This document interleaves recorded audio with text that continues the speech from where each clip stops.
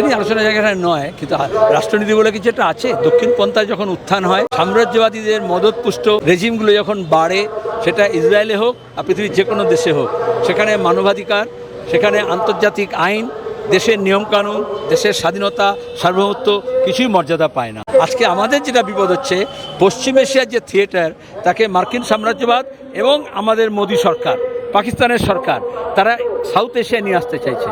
পশ্চিম এশিয়ায় যা যা ঘটছে গত 50 বছর ধরে, সেটা দক্ষিণ এশিয়া ঘটানোর উপক্রম হচ্ছে।